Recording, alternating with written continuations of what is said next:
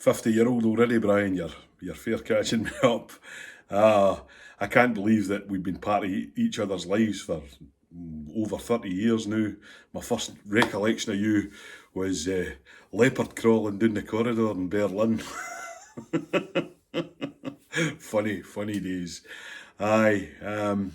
I think you were probably there when I proposed my first Immortal Memory back in 1993, and I think since then I've probably proposed well over 100 Immortal Memories. It's always difficult to try and find a way of summing up some aspect of the bard's life that really kind of puts him into stark contrast for everyone. But I think the most remarkable thing about Burns, fully the most remarkable thing about the man, is that he fully encapsulates everything that I feel it is to be Scottish, that he presents for Scotland exactly the sort of individuals that we ought to strive to be.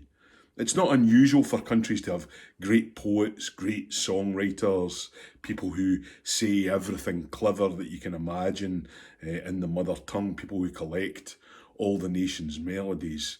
It's very, very unusual to find all of this encapsulated in a single individual, which is what it means to be a bard after all, to hold a mirror up to people and say, this is who you ought to aspire to be. There are very, very few artists in history that you could really claim to have captured the nation's spirit in the same way that Robert Burns undoubtedly has, the way he shapes us and shapes our way of thinking. You know, Shakespeare, who undoubtedly a great writer, has turned the English people into a very vanilla experience. And I don't mean that with any sense of triumphalism or exceptionalism. Shakespeare presents in his huge pantheon of characters every possible, conceivable viewpoint, but never really allows you to see what his own viewpoint is. Whereas Robert Burns, paradoxically, tells you many, many different experiences, many different human experiences, from the aged woman to the cheated lover, to his own experiences. But you're never in any doubt as to what Robert Burns feels about the thing. Although he can ventriloquize very many voices, he is always at the centre of everything that he writes. Some of the most clever lines that I think he ever wrote are to be found in his epistle to Davy. And he says, "Think ye that such as you and I wad drudge and drive through wet and dry with never ceasing toil, think ye, are we less blessed than they that scarcely tent us in their way is hardly worth their while?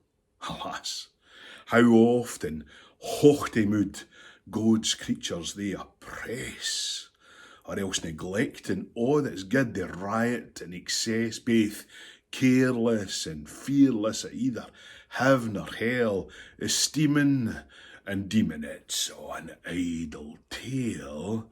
Then let us cheerful acquiesce, nor mak our scanty pleasures less, be pining at our fate, and even should misfortune come, I hear whas it has met with some, and's grateful for them yet. They gie the wit of age to youth, they let us ken oursel, they mak us see the naked truth, the real good or ill.